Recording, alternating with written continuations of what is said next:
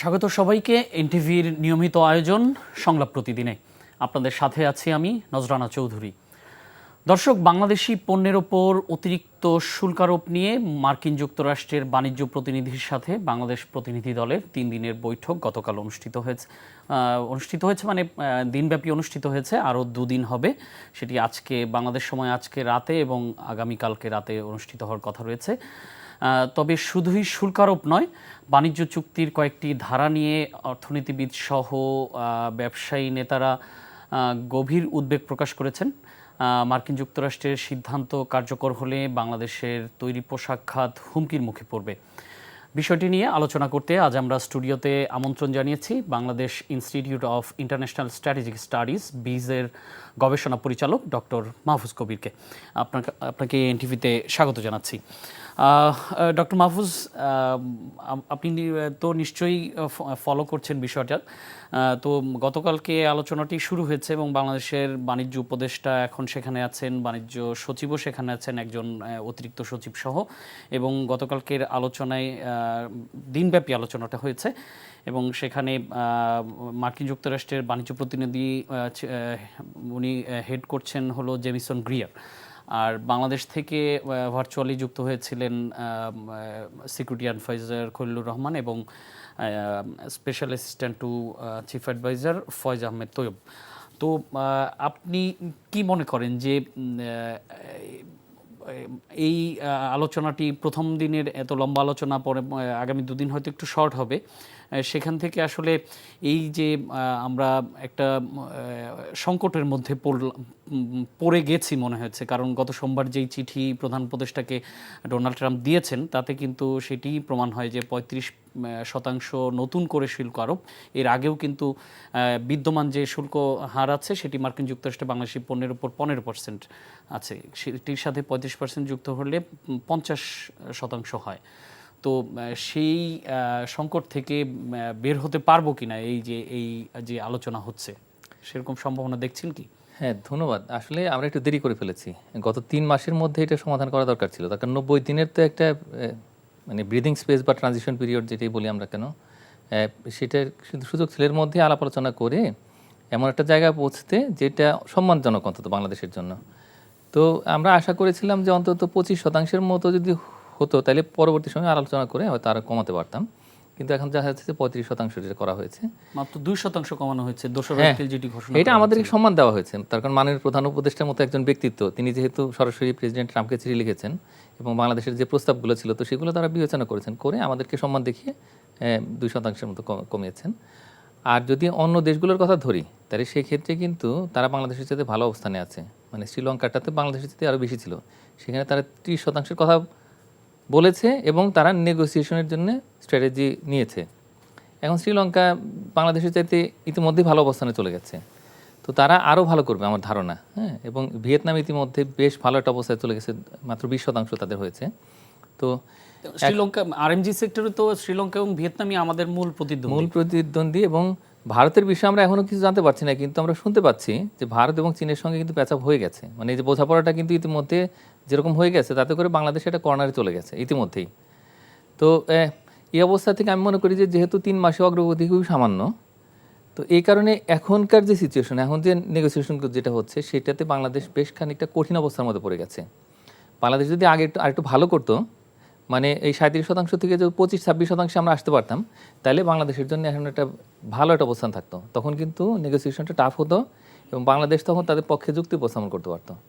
কিন্তু ইতিমধ্যে আমরা যে প্রস্তাবগুলো দিয়েছি এবং মাননীয় প্রধান উপদেষ্টার যে চিঠিতে যে প্রস্তাবগুলো ছিল, যে কিছু কর কমানো, তারপরে কিছু পণ্যের আমদানি বাড়ানো, হ্যাঁ, বিশেষ করে সেমিকন্ডাক্টর, তারপর মেডিকেল ইকুইপমেন্ট, এগুলা, তারপর হুইট, হ্যাঁ তুলা, এগুলো আমরা করবো আর কি, আমদানি বাড়াবো। তো সেগুলো ছিল। এর পাশাপাশি নন ট্যারিফ ব্যারিয়ার যে আমরা কমাবো সেগুলোর দিকেও কিন্তু আলাপ আলোচনার একটা ইঙ্গিত ছিল, কিন্তু তারপরে ওইগুলা আমার মনে হয় না যে খুব বেশি আকর্ষণীয় মনে হয়েছে মার্কিন যুক্তরাষ্ট্রের কাছে। এই কারণেই তার প্রতি সম্মান দেখিয়ে হয়তো 2% কমিয়েছিলাম। এখন বাংলাদেশের যে পরিস্থিতি, এখন আমার কাছে মনে হচ্ছে যে যেহেতু পরিস্থিতি একটু কঠিন, কিন্তু ওরাও আগ্রহী আমাদের সাথে এই একটা সুন্দর বাণিজ্যিক সম্পর্ক নিশ্চয়ই ওরা চায়। ওরা কিন্তু বাংলাদেশকে হাতছাড়া করতে চাইবে না, এটাও সত্য। তার কারণ বাংলাদেশ যদি হাতছাড়া হয়ে যায় তাহলে কিন্তু তখন বাংলাদেশের সামনে তখন আর অন্য কোনো উপায় থাকবে না, তখন কিন্তু তারা অন্যদিকে চলে যাবে। হ্যাঁ, তো এই ভয়টা তাদের আছে এবং একই সঙ্গে বাংলাদেশেরও ভয় আছে, তার কারণ ইমিডিয়েটলি আমাদের যে আরএমজি সেক্টর যে শকের মধ্যে পড়বে, তো সেখান থেকে তো বার হয়ে আসাটা খুব কঠিন হবে। অনেক কারখানা পুরোপুরি বন্ধ হয়ে যাবে, তার কারণ অনেকগুলো কারখানা পণ্য সরাসরি শুধুমাত্র মার্কিন যুক্তরাষ্ট্রে যায়, অন্য দেশগুলোতে যায় না। তো এখন আমাদের তো বিকল্প কোনো বাজার নেই, সুতরাং আমাদের আসলে করার তেমন কিছু নেই। কিন্তু এই গত 3 মাসে যদি আমরা অগ্রসর হতে পারতাম, তাহলে সেক্ষেত্রে আমরা একটু সুবিধাজনক একটা অবস্থানে থাকতাম। তবে যাই কিছু হয়ে গেছে, এখন সেটা তো চিন্তা করে লাভ নেই।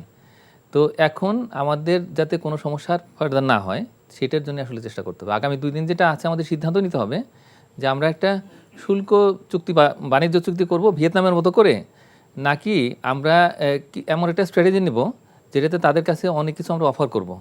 বিশেষ করে তাদের পণ্য আমদানির ক্ষেত্রে সব রকমের শুল্ক অশুল্ক বাধা সেগুলো হয়তো দূর করবো, এই ধরনের একটা হয়তো কমিটমেন্ট দিতে পারি। কিন্তু তাতে সমস্যা আছে, তার কারণ তাদের পণ্য যখন আমরা আমদানিতে মানে কোনো রকম চুক্তি ছাড়া, মানে বাণিজ্য চুক্তি ছাড়া যখন আমরা এই শুল্ক অশুল্ক বাধাগুলো দূর করার চেষ্টা করবো, বিশেষ করে শুল্ক বাধা দূর করার চেষ্টা করবো, তখন কিন্তু এই সুবিধাটা সবাইকে দিতে হবে। আর যদি আমরা একটা চুক্তি করে ফেলি, তাহলে শুধুমাত্র এই সুবিধাটা মার্কিন যুক্তরাষ্ট্রের জন্য প্রযোজ্য। এখন আমরা তো নিশ্চয়ই চাই না যে আমাদের যে ট্যারিফ রেভিনিউ সেটা কমে যাক, সাবস্টেন্সিয়ালি কমে যাক, তার কারণ আমরা আমদানি শুল্কের উপরে বহুলাংশে নির্ভরশীল। তো এইটা একটা বড় সমস্যা আর কি আমাদের জন্য, যে আমদানি শুল্ক এবং যে সাপ্লিমেন্টারি ডিউটি যেটা আছে, মানে ইম্পোর্টের পরে যেটা হয়, সেটা হলো আমাদের 2/3 বেশি আমাদের মোট যে কর বা শুল্ক যে থেকে যে আমরা ট্যাক্স পাই, তো সেগুলোর মধ্যে। তো সুতরাং এত বড় ঝুঁকি আমরা হয়তো নিতে পারবো না বা নেওয়া উচিত হবে না। সুতরাং অ্যারাউন্ড $2.5 বিলিয়ন মতন ইম্পোর্ট হয় ওখান থেকে। না, কিন্তু আমাদের সার্বিকভাবে যখন আমরা এটা ওপেন করে দেবো সবার জন্যে, যখন শুল্কটা কমাবো, তখন শুধুমাত্র মার্কিন যুক্তরাষ্ট্রের ক্ষেত্রে থাকবে না, সবার জন্য প্রযোজ্য হবে। তার মানে হলো যে আমাদের তখন রেভিনিউ আর্নিং হবে অলমোস্ট 1/3 আর কি, এখন যা আছে তার। তো এত বড় ঝুঁকি কে নেবে বা নেওয়া উচিত কিনা, এই কারণে মানে অন্তত আমি মনে করি যে একজন মানে বাণিজ্য বিশ্লেষক হিসেবে আসলে আমার মত হলো যে এখানে একটা চুক্তি করা মার্কিন যুক্তরাষ্ট্রের সাথে। এই চুক্তি করলে বাংলাদেশের 2 দিকে লাভ। একটা হচ্ছে যে অন্য দেশের জন্য এই চুক্তিটা আসলে অ্যাপ্লিকেবল হবে না, প্রযোজ্য হবে না। মানে অন্যদের কাছ থেকে আমরা যে শুল্কটা আদায় করতাম সেটা একই রকম থাকবে। আর শুধুমাত্র তখন মার্কিন যুক্তরাষ্ট্রের পণ্য যেগুলো আমরা আমদানি করি সেগুলোর জন্য শুল্ক ছাড়টা বহাল থাকবে। আর দ্বিতীয় যেটা লাভ, সেটি হচ্ছে যে তখন মার্কিন যুক্তরাষ্ট্রের মনে কোনো সন্দেহ থাকবে না যে আমাদের যে ডেডিকেশন এবং আমাদের যে সিনসিয়ারিটি তাদের প্রতি, এটা নিয়ে তখন আর কোনো রকমের ঝুঁকির মধ্যে তখন আমরা থাকবো না। এবং তখন পরবর্তী সময়ে আমরা বড় কোনো বাণিজ্য এবং বিনিয়োগ চুক্তিতে যেতে পারবো সহজে। তো পারস্পরিক যে বাণিজ্য, সেটার মধ্যে কিন্তু আস্থার জায়গাটা খুব গুরুত্বপূর্ণ। যে আমরা যখন চুক্তি করব, তখন তার মানে হলো যে আমরা এখন তখন তাদের জন্য ডেডিকেটেড। আস্থার জায়গাটা তো আমার মনে হয় যে বাংলাদেশের সাথে মার্কিন যুক্তরাষ্ট্রের আছে, তা না হলে এত লার্জ অ্যামাউন্টে তো আমরা রেগুলার একবার ধারাবাহিকভাবে এক্সপোর্ট করতে পারতাম না। আমাদের সবচেয়ে বড় বাজার তো মার্কিন যুক্তরাষ্ট্র আরএমজি সেক্টরের জন্য। হ্যাঁ, কিন্তু আমাদের যেহেতু তো আরও অনেকে ভালো করছে, ভিয়েতনাম আমাদের দ্বিগুণ পরিমাণে আরএমজি সেক্টর পণ্য রপ্তানি করে, এবং সেটা এবং চায়নারও তো রপ্তানি অনেক বেশি, এবং অন্যরাও কিন্তু আস্তে আস্তে বাংলাদেশকে ধরে ফেলছে। তো তার মানে এখন বিষয়টা হচ্ছে যে বাংলাদেশগুলো খুবই কম দামে এই যে তৈরি পোশাক রপ্তানি করে মার্কিন যুক্তরাষ্ট্রের বাজারে, এখন দামটা একটু বেড়ে গেলেই কিন্তু তখন আর বাংলাদেশের পণ্যের দিকে তোরা যাবে না, কম্পিটিটিভনেসটা কমে যাবে। সুতরাং এইখানে আসলে ঠিক এই আস্থা বা বিশ্বাসের জায়গা চাইতে বড় বিষয় হচ্ছে অর্থনৈতিক লাভটা কতটুকু, কম দামে পণ্যটা পাচ্ছে মার্কিন যুক্তরাষ্ট্রের ক্রেতারা। এই কারণেই কিন্তু মার্কিন যুক্তরাষ্ট্রের বড় বড় অর্থনীতিবিদ, বিশেষ করে যে এখানে পল ক্রুগম্যানের মতো একজন নোবেল বিজয়ী অর্থনীতিবিদ, তিনি কিন্তু পরিষ্কার করে বলে দিয়েছেন, 5ই এপ্রিল নিউ ইয়র্ক টাইমসে তিনি বিরাট একটা ইন্টারভিউ দিয়েছেন, সেখানে বাংলাদেশের নাম বারবার তিনি নিয়েছেন যে বাংলাদেশের উপরে মার্কিন যুক্তরাষ্ট্রের শুল্ক আরোপ করা উচিত হবে না, এইভাবে বলেছেন, এবং অনেকেই বাংলাদেশের পক্ষ নিয়েছেন। আভ্যন্তরীণ বাজারে একটা বড় প্রভাব পড়বে, তার কারণ তাদেরও তো যারা মধ্যবিত্ত, তাদের জন্য বাংলাদেশের এই পণ্যগুলোর দরকার হয়। তো সুতরাং তাদেরও লাভ, এবং একই সঙ্গে আমার মনে হয় কি যে এখন যে অবস্থাটা তৈরি হয়েছে, যেহেতু 3 মাস আমরা পিছিয়ে গেছি, ইতিমধ্যেই মার্কিন যুক্তরাষ্ট্রের যারা নীতি নির্ধারক, তাদের মধ্যে হয়তো এক ধরনের সন্দেহ তৈরি হয়েছে যে কী ব্যাপার, বাংলাদেশ এগিয়ে আসছে না, অন্যরা সবাই এগিয়ে আসছে। তো আমার মনে হয় কি যে সেই জায়গাটা অ্যাড্রেস করাটা খুব ইম্পর্টেন্ট। এখানে সমস্যাটি কি হলো যে 2রা এপ্রিল তো এই 37% ইম্পোজ করা হয়েছিল, সেখানে শুধুমাত্র বাংলাদেশ না, অন্যান্য দেশও ছিল। 70টি হ্যাঁ হ্যাঁ, মতো দেশ ছিল। তো আমার যতদূর মনে পড়ে যে 3রা এপ্রিল অথবা 4ঠা এপ্রিল সচিবালয়ে একটা লার্জ স্কেলে বৈঠক হলো বর্তমান অর্থ উপদেষ্টা এবং অনেক বাণিজ্য উপদেষ্টা, security adviser doctor Khalilur Rahman সহ আরও বড় বড় বিশিষ্ট ব্যক্তিরা ছিলেন, অন্যান্য লাইন মিনিস্ট্রিগুলোর সচিব টচিব সহ এবং ব্যবসায়ী নেতারাও ছিলেন। তো সেই বৈঠকে যেই পরিমাণ উদ্বেগ এবং কর্মতৎপরতা দেখা গেছিল, তাহলে হঠাৎ করে এই 90 দিনে আমরা কিছুই করলাম না সেই জায়গা থেকে। আমরা এরপরে কিছু বৈঠক করেছি, কিন্তু আমরা আসলে ওইভাবে তৎপর হয়ে হয়তো এই কাজগুলো করিনি। আমরা ধরে নিয়েছিলাম যে অন্যান্য দেশের সঙ্গে আমরা যৌথভাবে হয়তো যাব, তার কারণ এর মধ্যে যে ঘটনাগুলো ঘটেছে কিছু কিছু দেশ কিছু সেন্সেশনাল ইনফরমেশন ছেড়ে দিয়েছে। কিন্তু ওই দেশগুলো কারা? যারা অর্থনৈতিকভাবে সারা পৃথিবীতে সবচেয়ে শক্তিশালী দেশ। তারা বলেছে যে WTO-তে তারা যাবে, মানে বিশ্ব বাণিজ্য সংস্থায় গিয়ে অভিযোগ করবে, তারপরে তারা পাল্টা শুল্ক আরোপ করবে মার্কিন যুক্তরাষ্ট্রের উপরে, বাণিজ্য বিরোধে যাবে। এভাবে করে করে তারা এক ধরনের এমন তথ্য ছড়িয়েছে যাতে করে বাংলাদেশ হয়তো বিভ্রান্ত হয়েছে। বাংলাদেশ মনে করেছে যে এটা আর থাকবে না, হয়তো ট্রাম্প ছাড় দিয়ে দিবেন। হ্যাঁ, কিন্তু আসলে তো কিছুই হলো না। কিন্তু ওই দেশগুলো এইভাবে বিভ্রান্ত করে তারা নিজেরা নিজেরা কিন্তু তলে তলে মার্কিন যুক্তরাষ্ট্রের সঙ্গে আলাপ আলোচনা করে সমঝোতা তৈরি করে ফেলেছে। তো মাঝখানে শ্রীলঙ্কা কি সেরকম করেছে? ভিয়েতনাম যে কাজটি করেছে, ভারত না, ভারতের সঙ্গে তো এর মধ্যে চুপিসারে এক ধরনের সমঝোতা হয়ে গেছে। চীনের মতো একটা দেশ যার সঙ্গে প্রতিদিন বিরোধ হয় মার্কিন যুক্তরাষ্ট্রের, তারাও ইতিমধ্যে একটা সমঝোতা করে ফেলেছে। তো এখন তাহলে আর কে বাকি থাকলো? যুক্তরাজ্য। যুক্তরাজ্য তো যুক্তরাষ্ট্রের একটা অত্যন্ত গুরুত্বপূর্ণ অংশীদার। তো তারা যদি দুটো কথা বলে, সেটা নিয়ে তো আমাদের বসে থাকলে চলবে না। জাপান এখন কথাবার্তা বলছে, দক্ষিণ কোরিয়া কথা বলছে, কিন্তু তারা অত্যন্ত ঘনিষ্ঠ মার্কিন যুক্তরাষ্ট্রের সাথে এবং তারা পৃথিবীর সবচেয়ে বড় অর্থনীতিগুলোর ভিতরে আছে। তো বাংলাদেশ তো সেই অবস্থাতে নেই। সুতরাং তারা কি বললো না বললো সেটা চিন্তা করে যদি আমরা বসে থাকি তাহলে তো হবে না। এর মধ্যে ভিয়েতনামের সাথে মার্কিন যুক্তরাষ্ট্রের একটা বিশাল যুদ্ধ হয়েছিল একটা সময়। হ্যাঁ, মার্কিন যুক্তরাষ্ট্র হেরে গেছিল। এরপরে একটা ধ্বংসস্তূপ ছিল ভিয়েতনাম। তারা কিন্তু 90-এর দশকে এই একটা বাণিজ্য অংশীদার হয়েছে মার্কিন যুক্তরাষ্ট্রের, তার ফলাফল তারা পেয়েছে। এর মধ্যেই তারা কি করলো, তারা কিন্তু এই মার্কিন যুক্তরাষ্ট্রের সঙ্গে এটা একটা চুক্তিতে উপনীত হয়েছে।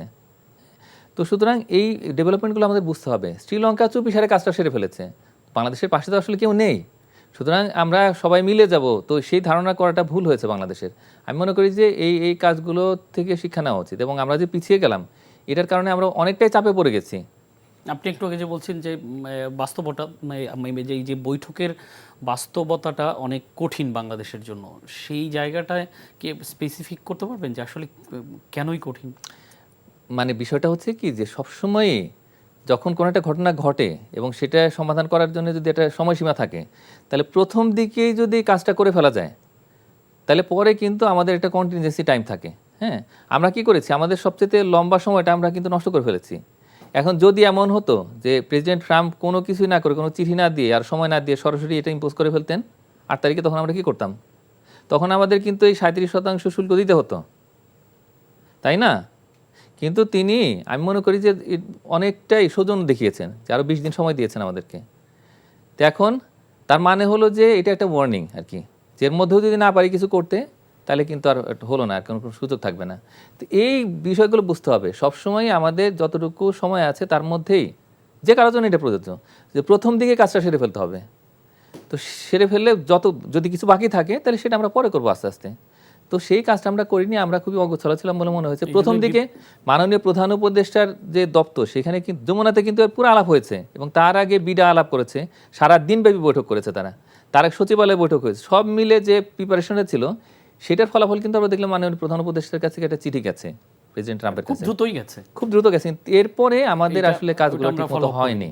মার্কিন যুক্তরাষ্ট্রের সাথে যদি বাণিজ্য চুক্তিটা করে ফেলি, সেক্ষেত্রে আমার বিশ্ব বাণিজ্য সংস্থার সাথে তো আবার আমরা তাদের মেম্বার, সেইখানে কোনো নতুন সংকটে পড়ার সম্ভাবনা আছে কি না? কারণ মার্কিন যুক্তরাষ্ট্রের সাথে এক ধরনের ট্যারিফ পলিসি যদি আমরা মেনটেন করি, সেটি আবার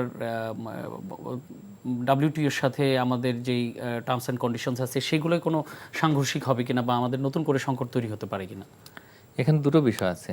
একটি হলো যে বাংলাদেশ তো ফাউন্ডিং মেম্বার, ইনফ্যাক্ট যে WTO যখন হলো 95-তে, তখনই কিন্তু বাংলাদেশ সদস্য হয়ে গেছে। তো এখন পর্যন্ত এক ট্রিপস অ্যাগ্রিমেন্ট বাদে আর অন্য কোনো জায়গাতে কিন্তু তেমন কোনো রকমের কোনো প্রবলেম হয়নি। বাংলাদেশের যখনই কোনো বাণিজ্য বিরোধ হয়েছে কারোর সঙ্গে, তারা কিন্তু সরাসরি ডাব্লিউটিওতে চলে গেছে। হ্যাঁ, তো এখন কোনো রকমের কোনো সমস্যা তো হতেই পারে। বাণিজ্য বিরোধ তো অনেক বিষয় থেকে উদ্ভূত হতে পারে। তখন সেটা যদি কোনো সমস্যা সত্যি সত্যি হয়ে দাঁড়ায়, তাহলে তখন ডাব্লিউটিও আমাদের শেষ ভরসা। কিন্তু তার আগে আমরা বাইলেটারালি সেক্ষেত্রে সলভ করতে চাই। মানে অতীতে আমরা দেখেছি যে ভারতের সঙ্গে হয়েছে দু একটা পণ্য নিয়ে, তো সেই ক্ষেত্রে আমরা কিন্তু এই দ্বিপক্ষীয়ভাবে এগুলো সমাধান করার চেষ্টা করি। যখন পারিনি তখন আমরা কিন্তু এই ডাব্লিউটিওতে চলে গেছি। এখন বাংলাদেশ আসলে মার্কিন যুক্তরাষ্ট্রের সঙ্গে পিটিএ করতে পারে না, মানে প্রেফারেন্সিয়াল ট্রেড এগ্রিমেন্ট, সেটা আসলে মানে এটা রুল অনুযায়ী পারে না করতে, কিন্তু অন্য যে কোনো ধরনের ট্রেড এগ্রিমেন্ট তারা করতে পারে। মানে সেটা যদি মুক্ত বাণিজ্য চুক্তি হয়, এটা অবশ্যই করা সম্ভব। বাংলাদেশ আসলে বড় একটা সুযোগ হারিয়েছে গত প্রায় 12 বছরে। তার কারণ প্রথম যখন টিফা এলো, হ্যাঁ, টিফার প্রস্তাবটা এসছে কিন্তু বেশ অনেক বছর আগে, প্রায় 20 বছর আগে। এরপরে আমরা অনেক সময় নষ্ট করলাম, পরে কিন্তু 2013-তে গিয়ে আমরা ঠিকই সাইন করলাম টিকফা এগ্রিমেন্ট। এরপরেই আমাদের উচিত ছিল মার্কিন যুক্তরাষ্ট্রের সঙ্গে 2-3 বছরের মধ্যেই মার্কিন যুক্তরাষ্ট্রের সঙ্গে একটা বাণিজ্য চুক্তি, মানে একটা মুক্ত বাণিজ্য চুক্তি করা সম্ভব ছিল, এবং তারা অত্যন্ত আগ্রহী ছিল। তার কারণ টিফাতে বা টিকফাতে কিন্তু প্রতি বছরই নানা রকমের আলোচনা হয়। তো এখন পৃথিবীর তো অনেক দেশ নেই যাদের সঙ্গে আসলে এই ধরনের চুক্তি আছে মার্কিন যুক্তরাষ্ট্রের। বাংলাদেশ তার মধ্যে একটা, কিন্তু ওই সুযোগটা সম্পূর্ণভাবে হেলায় হারিয়েছি আমরা। আজকে যেমন তাড়াহুড়া করে এই যে 3 দিনের বৈঠকের মধ্যেই আমরা সব সেরে ফেলতে চাই, এখন এই কাজটা যদি এত বছরের মধ্যে করতে পারতাম, তাহলে কিন্তু অনেক সময় নিয়ে আলাপ আলোচনা হতে পারত, সিদ্ধান্ত নেওয়া যেত। এখন তো তড়িঘড়ি করে ভুল সিদ্ধান্ত হয়ে যায়, ভুল সিদ্ধান্ত হয়ে যাওয়ার সম্ভাবনা অনেক বেশি। তো এইটা একটা, এবং ভয়ে থেকে আমরা এটা করব যদি কোনো সিদ্ধান্ত নেই। আমরা তো আর সময় নিয়ে বুঝে শুনে আর করবো এরকম না। আমাদের এমন কোনো সুযোগ নেই যে ব্যবসায়ীদের সঙ্গে আলাপ আলোচনা করার সুযোগ আছে। এখান থেকে যারা ভার্চুয়ালি যুক্ত হচ্ছেন, হাই রিপ্রেজেন্টেটিভ এখানে আছেন, তারপরে ফয়েজ আহমেদ তৈয়ব তিনিও আছেন, কিন্তু ওই মানে ব্যবসায়ীদের আসলে এখানে যুক্ত করতে পারলে আরও ভালো হতো। তো সেগুলো তো হচ্ছে না। এখন কোনো ঝুঁকি যদি আসে, তাহলে সেটার দায়টা কে নেবে? তো আমরা যদি আগেই এগুলো করে ফেলতে পারতাম, ওই টিকফা যখন সাইন হলো তারপর পরই, তাহলে সেক্ষেত্রে কিন্তু তখন আমাদের অনেক সময় থাকতো। কিন্তু এখন যে অবস্থা বা চাপের মধ্যে দিয়ে আমরা যাব, তাতে করে ভুল হওয়ার যথেষ্ট সম্ভাবনা যেমন আছে, তেমনি করে এই ডাব্লিউটিওর কোনো রুলের সাথে কন্ট্রাডিকশন হতেই পারে। তার কারণ আমরা কিন্তু সেভাবে যাচাই বাছাই করছি না।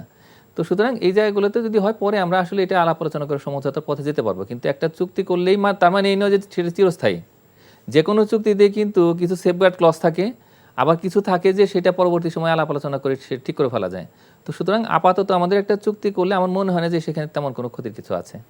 কিন্তু একটা কথা শোনা যাচ্ছে যে এই চুক্তি যদি হয়ে যায়, সেখানে এরকম একটি ক্লজ থাকতে পারে যে মার্কিন যুক্তরাষ্ট্র যাদের উপর বাণিজ্য নিষেধাজ্ঞা দিবে, তাদের সাথে বাংলাদেশ কোনো ধরনের বাণিজ্য করতে পারবে না, এরকম একটি কথা শোনা যাচ্ছে। সেটি তো একটা নতুন বিপদ। আবার চুক্তি না থাকলেও কি আমরা এরকম কোনো সমস্যায় পড়িনি? এমভি মেজরকে কিন্তু আমরা আমাদের কুলে ভিড়তেই দেইনি, তাই না? ওই জাহাজের তো একটা নিষেধাজ্ঞা ছিল না, সেটি তো একটি দেশের জন্য প্রযোজ্য, সেটি হয়তো কোনোভাবে ম্যানেজ করা সম্ভব। এটা তো যদি অনেকগুলো দেশ হয়ে যায় তখন না, এখানে আসলে এরকম যদি হয়, বা ইতিমধ্যে অনেক কিছু হচ্ছে যেগুলো নিষেধাজ্ঞার মধ্যে আছে, তাদের সঙ্গে তো আমরা ওরকম লেনদেন করি না। এখন যেটা আমরা করলাম রাশিয়ার সঙ্গে, সেটা কিন্তু থার্ড পার্টির মাধ্যমে কিন্তু পেমেন্টটা করেছি, কিন্তু এটা নিয়ে এখনও জটিলতা আছে। এখন ওই ধরনের সমস্যা থাকলে তখন কিন্তু আমরা দেখেছি অতীতে যে যদি কোনো কারণ নিষেধাজ্ঞার মধ্যে পড়ে, তাহলে সেই ক্ষেত্রে তাদেরকে আমরা এড়িয়ে চলি, চুক্তি না থাকলেই আমরা করি। আর এখন তো আমরা বিপদের মধ্যে আছি, সত্যি কথা। মানে সমস্যাটা তো আসলে মার্কিন যুক্তরাষ্ট্রের না, সমস্যা হচ্ছে আমাদের। সুতরাং এখন আমরা, যেটা আমি আগে বললাম, যে যেহেতু 3 মাস আমরা নষ্ট করেছি, এর মধ্যে কিন্তু আমরা চুক্তি নিয়ে কথাবার্তা বলতে পারতাম, আমরা জানতে যেতে পারতাম যে ওরা আসলে কি চায়। তার কারণ অন্যেরা ইতিমধ্যে চুক্তির দ্বারপ্রান্তে চলে গেছে, তা আমরা কিছুই করিনি, বসেছিলাম। তো এখন আমি মনে করি যে আসলে যেহেতু আমরা কর্নারে চলে গেছি, মানে একটা ডেঞ্জার জোনে চলে গেছি, তো সেখান থেকে বার হয়ে আসার জন্য যদি এই ধরনের কোনো কিছু ক্লজ থাকে, তাহলে সেটা নিয়ে আমরা আলোচনার জন্য উন্মুক্ত করে রাখতে পারি, অ্যাস্টারিক দিয়ে বলতে পারি যে না ঠিক আছে, এই বিষয়টা নিয়ে পরে আলোচনা হবে বা কিছু হবে। আর যদি ওরা জোরাজোরি করে, তাহলে সেই ক্ষেত্রে আমরা হয়তো এরকম কিছু বলতে পারি, যে কিছুটা সফটেন করতে পারি ওই টার্মগুলো। এটা সম্ভব যে যদি এমন কোনো কিছু হয়, যেমন অত্যন্ত জরুরি পণ্য, জীবন রক্ষাকারী পণ্য, বা পুরো ভ্যালু চেনের ভিতরে ওই দেশটা বা ওই কোম্পানিটা ইম্পর্ট্যান্ট, তাহলে সেই ক্ষেত্রে আমরা এরকম করে বলে দিতে পারি যে বাণিজ্য সম্পর্কিত কোনো জরুরি বিষয় যদি থাকে, তাহলে সেই ক্ষেত্রে এই ক্লজটা অ্যাপ্লিকেবল হবে না। এই ধারাটা তৈরি করা খুবই সম্ভব। তো সুতরাং আমি মনে করি যে এইভাবে করে একটু বুদ্ধি করে আসলে এটা চুক্তিতে আমরা হয়তো উপনীত হতে পারি। সেটা বুদ্ধি করে, কিন্তু সেই বুদ্ধি করার সময়টাই বোধহয় আসলে কম হয়ে গেছে। হ্যাঁ, আমাদের যারা হচ্ছে দায়িত্বপ্রাপ্ত ব্যক্তি, মানে বিশেষ করে যে বাণিজ্য উপদেষ্টা, তিনি তো ব্যবসার সঙ্গে অনেক দিন ধরে আছেন। আবার একই সঙ্গে যে বাণিজ্য সচিব বা এই যে অতিরিক্ত সচিব যারা গেছেন, তারা নিশ্চয়ই এত মোটামুটি ভালো জানেন আর কি বিষয়গুলো। আমি মনে করি যে এই বিষয়গুলো নিয়ে তারা সাইটকও করতে পারেন, আমাদের কাছ থেকে তো ওপিনিয়নও চাইতে পারেন। এভাবে করে আমরা কিন্তু সহযোগিতা করতে পারি। এখন সবারই দায়িত্ব হলো বুদ্ধি দিয়ে সহযোগিতা করা। তো সেইভাবেই আসলে যার যার জায়গা থেকে আসলে এই জায়গাতে যাতে বাংলাদেশ কোনো বিপদে না পড়ে সেজন্য চেষ্টা করতে হবে। এখন এটি যে মার্কিন যুক্তরাষ্ট্র যে দেখেন, আপনি শুরুতেই বলছিলেন শ্রীলঙ্কা এবং ভিয়েতনামের কথা, তারা যেভাবে জিনিসটা ম্যানেজ করলো, কিন্তু আমাদের ক্ষেত্রে তো সেরকম হলো না। কোথায় 20%, কোথায় 35%।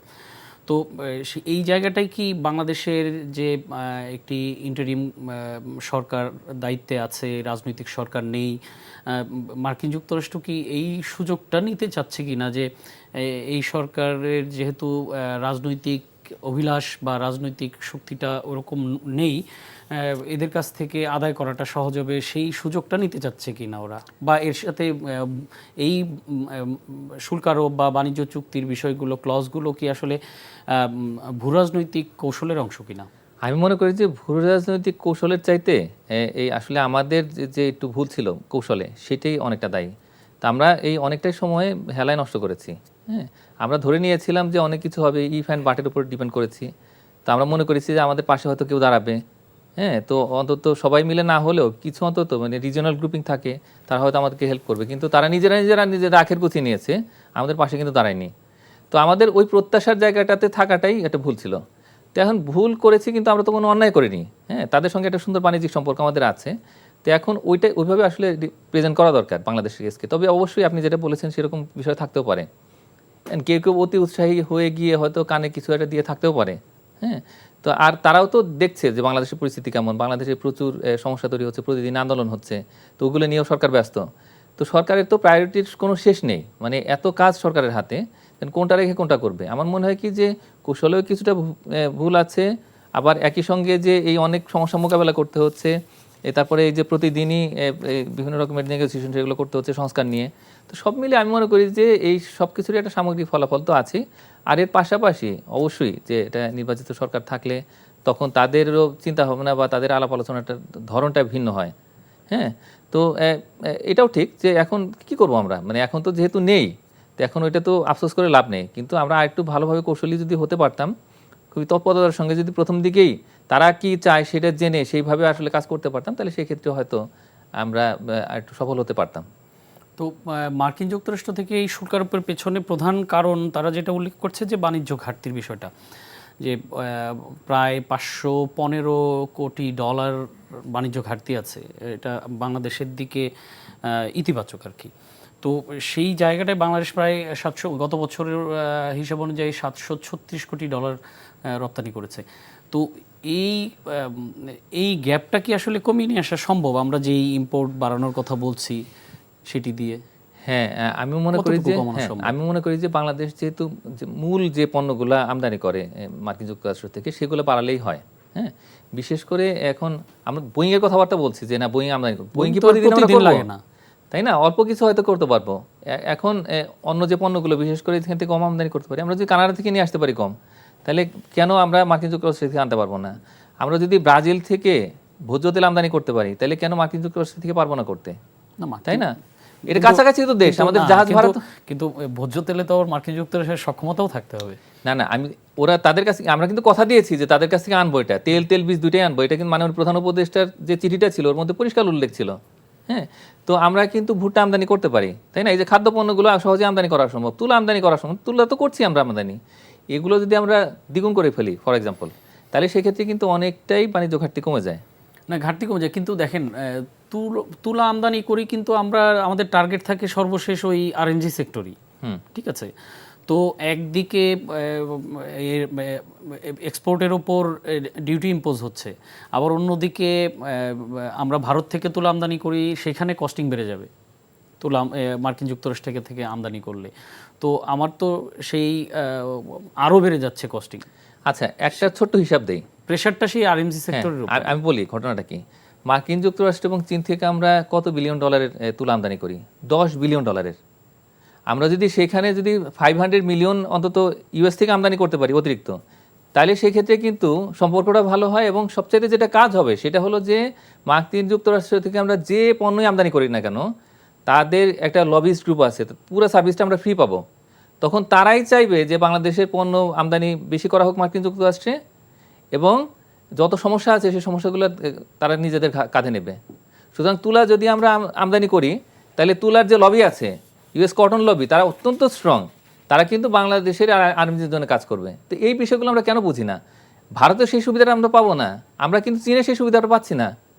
সুতরাং এই বিষয়গুলো বুঝতে হবে আমাদের। তো এখন আমাদের সবচাইতে বেশি জরুরি হলো মার্কিন যুক্তরাষ্ট্রের যে বাজার সেটা যাতে অক্ষুণ্ণ থাকে সেটা চিন্তা করা। এখন এটার জন্য যদি আমরা এই কৌশলগুলো অবলম্বন করি তাহলে সেক্ষেত্রে এটা বাংলাদেশের জন্য লাভ। আমি মনে করি যে সেইভাবে চিন্তা করে আসলে আমাদের কৌশলগুলো সাজানো উচিত। জি, ধন্যবাদ। আজকে আমাদের সময় শেষ, আমরা আজকে এখানে শেষ করছি। দর্শক, এই ছিল আমাদের আজকের সংলাপ প্রতিদিনের আয়োজন। আজ এখানেই শেষ করছি। আমাদের এই অনুষ্ঠানটি পুনরায় দেখতে ভিজিট করুন এনটিভির অনলাইন www.ntvbd.com। সবাই ভালো থাকবেন, সুস্থ থাকবেন। ধন্যবাদ সবাইকে।